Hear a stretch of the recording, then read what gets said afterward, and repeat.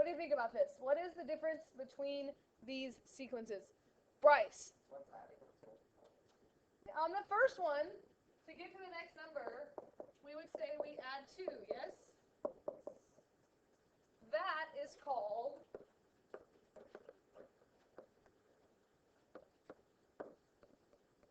very fancy. We say arithmetic sequence. It's not arithmetic. It's an arithmetic sequence. They don't say, oh, them one there, arithmetic sequences. We don't say that. We say arithmetic. It is the correct way to say it. I'm not just making it up. It is how you spell arithmetic, but it's an arithmetic sequence.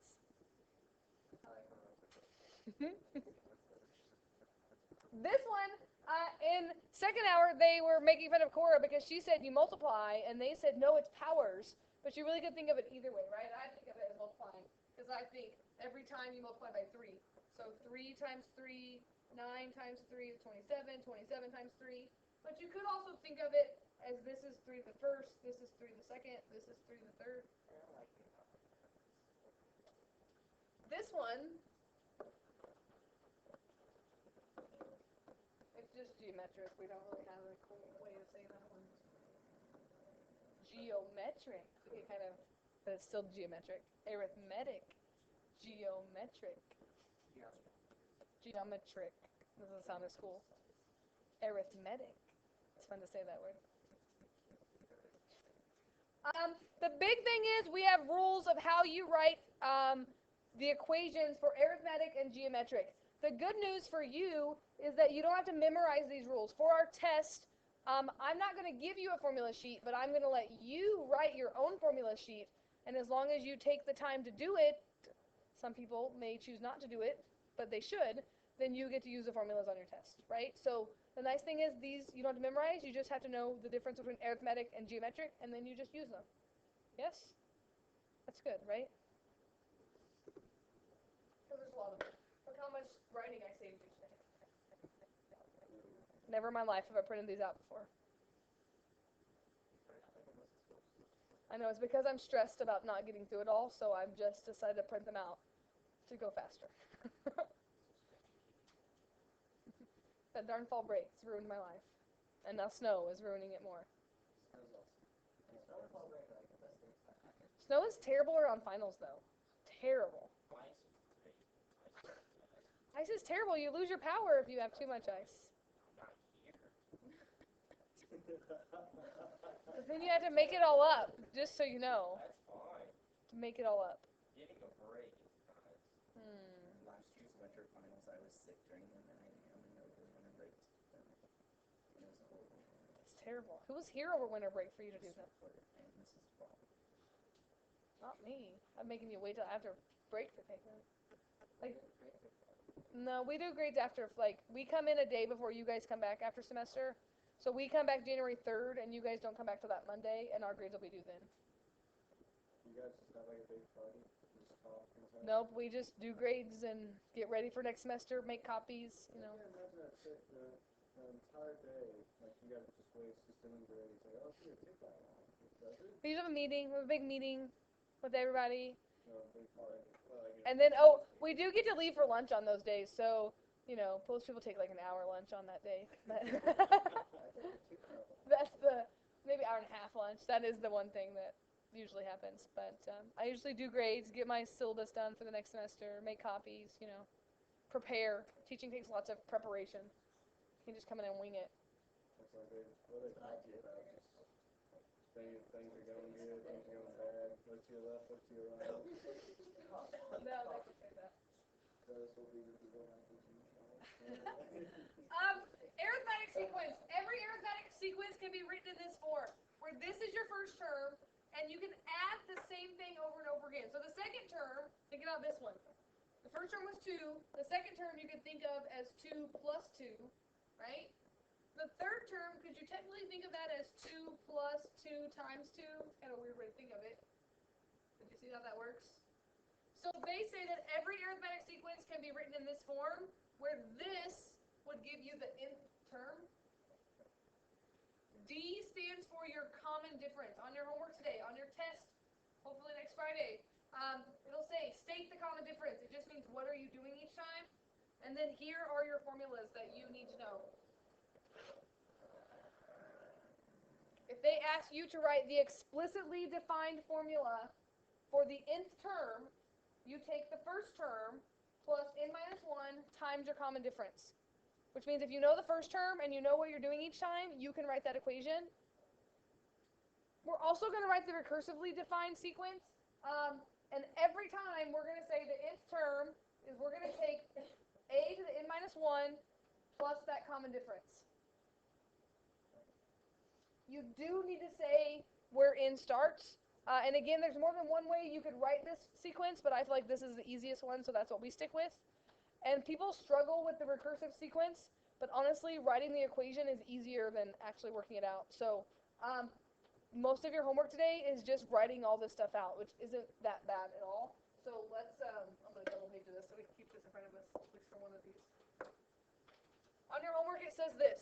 It says, for the arithmetic sequence, find A, the common difference, B, the 10th term, C, a recursive rule, and D, an explicit rule. So for each one of these problems, you're doing 4 things, but it's really not that bad. But I think they order them terribly because I don't want to find the 10th term until I know my rule. So let's look at this first one here. Negative 4, 1, 6, 11. What are you doing every time?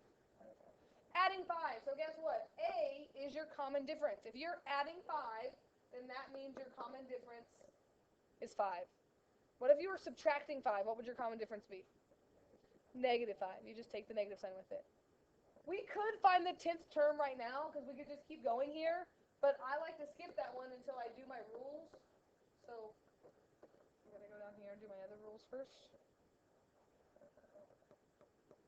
The recursive rule, one thing I do want to say that's not over there is remember that when it's recursively defined, they always give you the first term.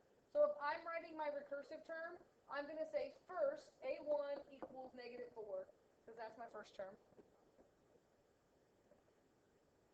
And then I'm just going to use this formula.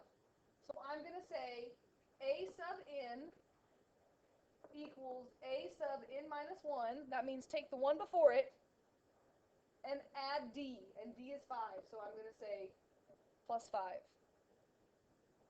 But you have to say when n is greater than or equal to 2. So that way you know, they give you the first one, you start with the second one.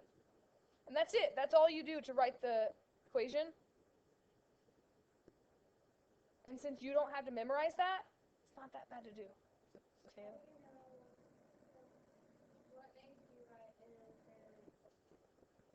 Every time n will be greater than or equal to 2. Every time. Because they give you the first term, right? So we want to start with the second term. So that's telling the person, start with the second term. So every time you write this formula, it will always be n is greater than or equal to 2. D is the explicit formula. That's this right here. So I'm going to say A sub n equals A. A is the first term. So negative 4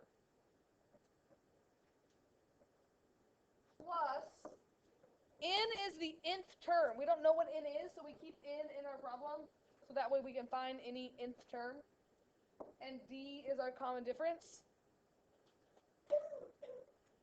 I think that's just silly to leave like that. That's a math expression here. So I think you need to work that out. Right? I could distribute and say that's plus 5n minus 5. Or that would be 5n minus 9. Follow me on that? This little algebra. I like this the best because then I could find, like yesterday, I could find the 100th term now if I wanted to. They don't ask me for the 100th term. Go back to part B. They asked me for the 10th term. Could I use part D to find the 10th term pretty easily? Yeah, I could plug 10 in there, and I would get 5 times 10, which is 50 minus 9, which means the 10th term is 41. Would you count us all? And this. I think you should work it out. It's not that bad to work it out. Correct, though. Just work it out. It's good for you. It's good for you. It hurts my math heart to not work it out. to leave something that you could distribute. Angel. So you're saying that it's like a sub n plus 1.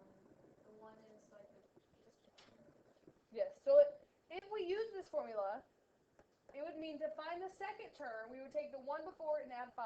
And that works, right? If we take -4 and we add 5, doesn't that give us 1? Yeah, that's all that's saying to do. We're not really going to use it. Right, which is why you have to write the equation for every sequence, because every sequence has a different equation. So, if you haven't already started number 2, do number 2, the same thing. Find the common difference, maybe skip B at first, do your 2 equations, see if you can get this before we do the geometric.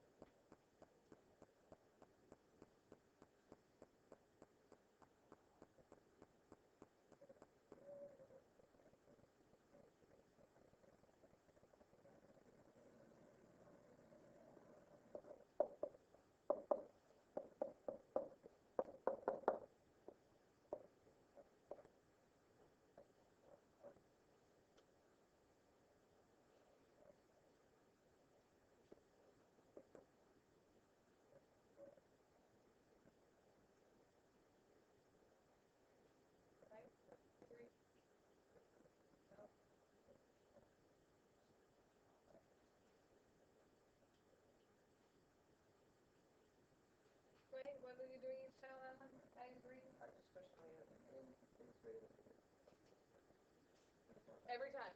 Like, this is the formula.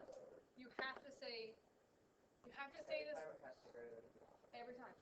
Because you're starting with the second term. They give you the first term, so you can't start with 1 because they give you the first term. You have to start the second term. So that's why we say that. Yeah. And on all the ones you did yesterday, it told you where to start with. Sometimes you start with 1, sometimes you start with 3. Depends. But on all of ours, we're going to start from into. Okay?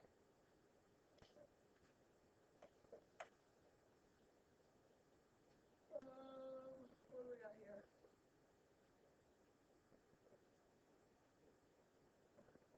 I always forget to put the first one.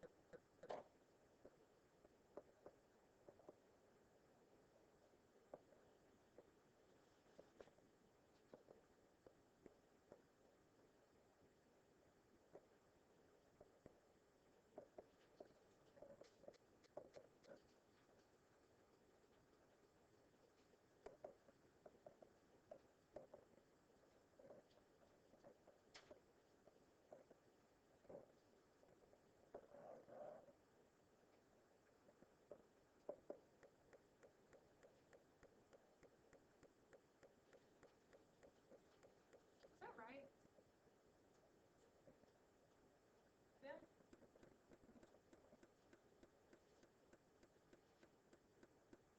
So 24 minus 8. Oh, no wonder I was having issues. I was like, that's not, I just remembered the number answer, and I was like, that's not the same. I'm looking for the 10th one, thanks. So that would be 30 minus 8, which would be 20. Sometimes I just forget the directions. Questions about that setup? And again, I feel like they should make B, D, because I feel like you can't do that at the beginning, or you could. But this is probably the weirdest part, is writing all that, but you just, every time, use the formula and just write it over. And again, I don't think that it's terrible to ask you to multiply that out. You know, 3n minus 8 looks so much better than. Okay? And there's also rules for geometric sequences. Geometric sequences, you're multiplying every time, not adding, so it's definitely looks a little different. We're really almost done already. So, same idea, we have a set of rules, but when you're doing a geometric sequence, you're multiplying. So instead of calling it the common difference, we call it the common ratio. So they're going to ask you, what is the common ratio? It's still, what are you doing each time? And because you're multiplying, you could think about it as multiplying by powers of that common ratio. So Go back to that first example when I wrote 3, 9, 27. We normally think of it as just multiplying by 3 each time, which is the recursive sequence. But you could think about this as 3, and this is 3 times 3 to the first. This is 3 times 3 to the second, because that's my common ratio. And so to find any term, you can use this formula. You can take the first term times the common ratio to the n minus 1 power. So if you wanted the 100th term, you could take the first term times the common ratio to the 99th power, because there's always one less. And that is your formula for the explicitly defined function. And the nice part about these is because it's powers of n minus 1, you can't really simplify it. So it's much less work than the arithmetic ones. And the recursively defined sequence, again, looks kind of weird, but we just say, to find the nth term, we take the 1 before it, that's n minus 1, and we multiply by the common ratio. You multiply by 3 every time. That's what we're doing. But again, you have to say for n greater than or equal to 2, because they give you the first term. So that's your other formula that you need. I do want to point out that we always call this the common ratio. So what if it was the other way? What if I wrote 27, 9, 3, ... Most people would say here, you're dividing by 3 every time. Yes? That is an okay thing to say, except for when I ask you for the ratio. You can't say the ratio is dividing by 3. How would you write that as a ratio if you're dividing by 3 every time? Or dividing by 3 is the same as multiplying by 1/3. So if you're dividing, your ratio is a fraction. So like this, the common ratio would be 1/3, whereas this one, the common ratio was 3. So if your numbers are getting smaller, it just means your ratio is a fraction. Yeah, maybe? So let's look at a couple of these, and I'm done. Same idea here, except for instead of finding the common difference, we're finding the common ratio, the 8th term, the recursive rule, and the explicit rule. So what's happening on number 3 here? What are we doing? 2 to 6, 18 to 54. So R is 3. I like to skip part B again. I could figure it out. I could find the 8th term. I just keep multiplying by 3, but why do that when I'm going to do this rule later? And again, the recursive rule says, give me the first term, so the first term is 2. So for then any nth term, I'm going to take the 1 before it, so we say n minus 1, and I'm going to multiply by that ratio. That's it. Except I need to say when n is greater than or equal to 2.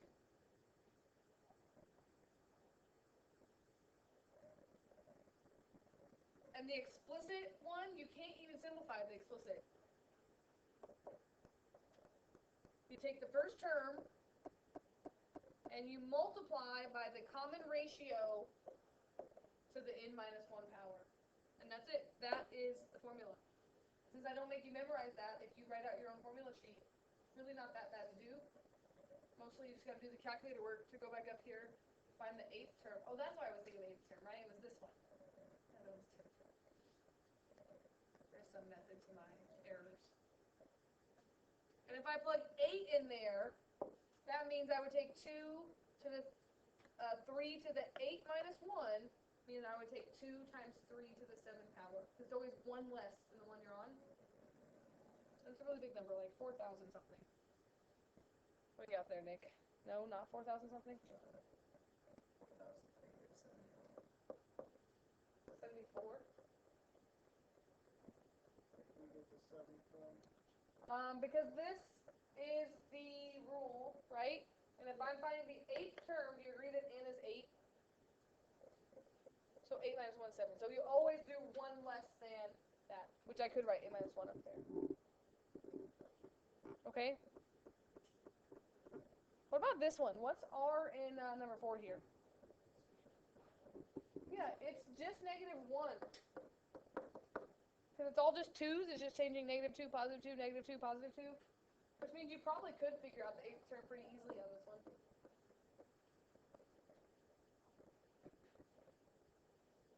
I really like the explicit rule better because I just feel like there's not much to write on it. But the recursive rule, we would say the first term is -2, and then the next term, a sub n, is I'm going to take the 1 before it and multiply by -1, and that's for everything greater than or equal to 2.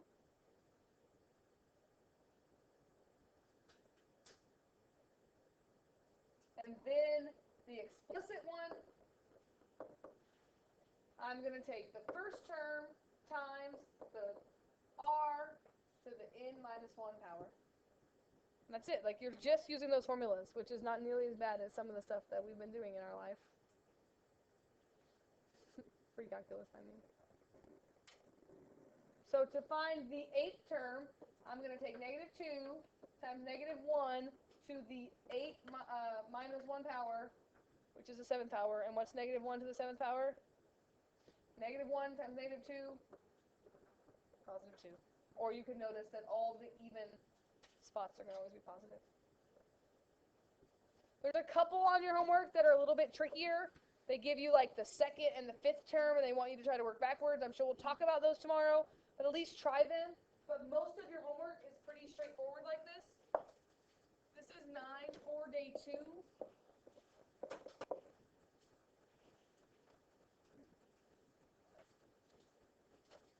I think 30 and 31 are the ones I'm talking about, but the rest of them are not so bad. You actually have like 12 minutes-ish, no, 10 minutes, 11 minutes, I don't know, to work on this. So you either need to work on your homework or you need to work on test corrections. Those are the only choices.